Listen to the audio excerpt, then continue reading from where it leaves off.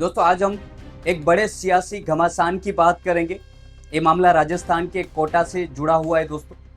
यहाँ कांग्रेस नेता राहुल गांधी का एक बड़ा दौरा होने जा रहा है, लेकिन उनके पहुंचने से पहले ही माहौल बहुत गर्मा चुका है। राजनीतिक गलियारों में हलचल बहुत तेज हो गई है। प्रशासन की टीमें अचानक ग्राउंड पर एक्टिव नजर आ रही है। सड़कों पर लगे स्वागत के तमाम पोस्टर हटाए जा रहे हैं। बड़े बड़े होर्डिंग्स और बैनर को भी तेजी से उतारा जा रहा है। सवाल ये उठता है कि ऐसा क्यों हो रहा है? एक नेता के आने से पहले ही इतनी उत्पन्नता क्यों दिखाई जा रही है? कांग्रेस का सीधा आरोप है कि प्रशासन पक्षपात कर रहा है। वे कह रहे हैं कि केवल पोस्टर ही नहीं हटाए जा रहे, बल्कि लोकल कोचिंग सेंटर पर भी दबाव बनाया जा रहा है। पीजी मालिकों और गेस्ट हाउस संचालकों को भी फोन किए जा रहे हैं। उन पर जोर डाला जा रहा है कि छात्र इस कार्यक्रम से दूर रहे। छात्र राहुल गांधी के युवा संवाद कार्यक्रम में शामिल न हो पाए, उसके लिए दबाव बनाए जा रहे हैं। विपक्ष का कहना है कि ये युवाओं की आवाज दबाने की सबसे बड़ी कोशिश है, क्योंकि कोटा में छात्र अपने अधिकारों पर खुलकर सवाल करने वाले हैं। इस पूरे मामले पर अब राहुल गांधी की सीधी प्रतिक्रिया सामने आई है दोस्तों। उन्होंने साफ कहा है कि ऐसी रुकावटों से जनता के मुद्दे नहीं दबते। पोस्टर हटाए या बैनर फाड़ने से जमीनी हकीकत नहीं बदलती है। वे देश के छात्रों और युवाओं के लिए लड़ते रहेंगे। वे किसानों, महिलाओं और गरीबों के अधिकारों के लिए आवाज उठाते रहेंगे। जनता और देश का पढ़ा लिखा युवा अब सब कुछ बहुत अच्छी तरह से समझ रहा है। कांग्रेस नेताओं का कहना है कि कोटा से एक नई युवा क्रांति की शुरुआत होने जा रही है। इस आवाज को किसी भी तरह से रोकना अब नामुमकिन है। नमस्कार दोस्तों, मेरा नाम है दिनेश झाला और वीडियो में आगे बढ़ने से पहले अभी तक आपने हमारी चैनल को सब्सक्राइब नहीं किया है तो तुरंत कर लीजिए। हमारी छोटी सी शुरुआत, इसलिए आपका सपोर्ट हमें बेहद जरूरी है दोस्तों, ताकि आपको ऐसी निष्पक्ष जानकारी मिलती रहे। दोस्तों आज का युवा अपने भविष्य और रोजगार को लेकर बेहद जागरूक हो चुका है। यह पेपर लिंक और बेरोजगारी जैसे मुद्दों पर जवाब चाहता है। अब देखना यह होगा कि इस राजनीतिक खींचतान के बीच कोटा का यह कार्यक्रम क्या नया रूप लेता है। छात्र वहां कितनी बड़ी संख्या में जुड़ते हैं, यह सबसे बड़ा सवाल उठ रहा है और यह देखना काफी वाकिफ रहेगा। राहुल गांधी और कांग्रेस पार्टी लगातार आरएसएस की विचारधारा पर भी सवाल उठा रहे दोस्तों। इन पर भी बात करना बेहद जरूरी है। वीडियो को अंत तक जरूर देखें, क्योंकि हम राहुल गांधी ने जो सबसे बड़ा खुलासा आरएसएस को लेकर किया है, उन पर जो आरोप लगाए हैं उनके बारे में विस्तार से आपको बताएंगे। राहुल गांधी और कांग्रेस पार्टी लगातार दोस्तों आरएसएस विचारधारा पर लगातार हमले बोल रही और सवाल उठा रहा है, लेकिन हाल ही में इस संगठन के कानूनी स्टेटस और रजिस्ट्रेशन को लेकर एक नई बहस शुरू हो गई है। आप सब जानते ही होंगे, मीडिया के माध्यम से आपको पता चल गया होगा।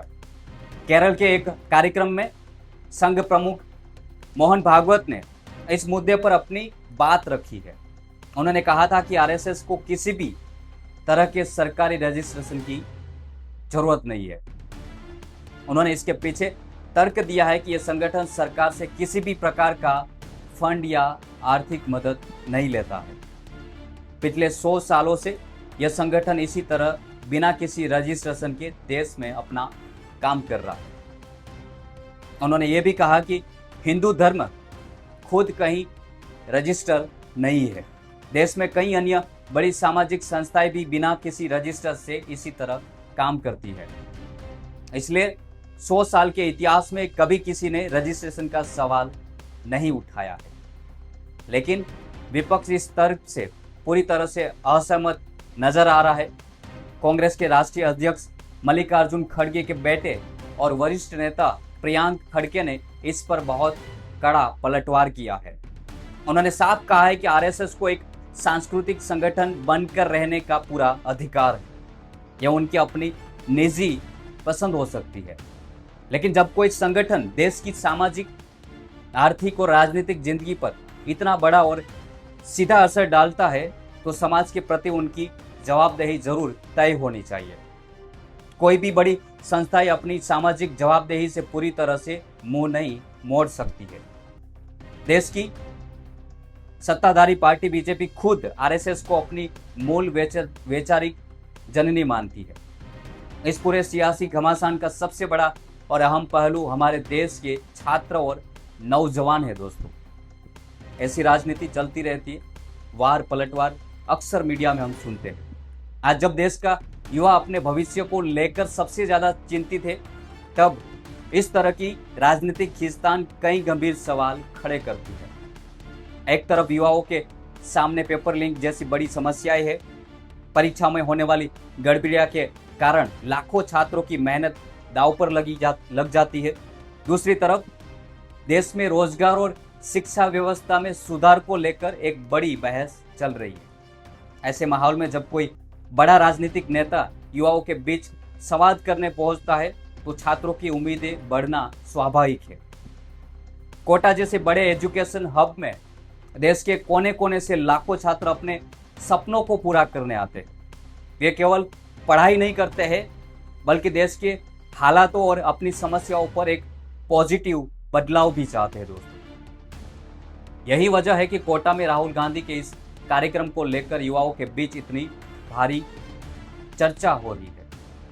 कांग्रेस पार्टी के जमीनी कार्यकर्ता, एनएसयूआई के छात्र और कई अन्य संगठनों के लोग भी इस संवाद को सफल बनाने के लिए लगातार सड़कों पर उतर रहे हैं।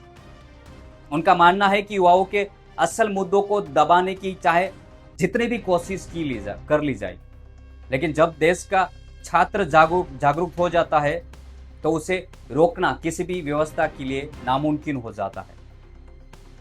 राजनीति अपनी जगह चलती रहेगी, पोस्टर हटाए जाएंगे और नई पोस्टर लगाए जाएंगे, लेकिन सबसे बड़ा सवाल यह है कि क्या इस राजनीतिक बयानबाजी से छात्रों की जमीनी समस्या को कोई ठोस समाधान निकल पाएगा?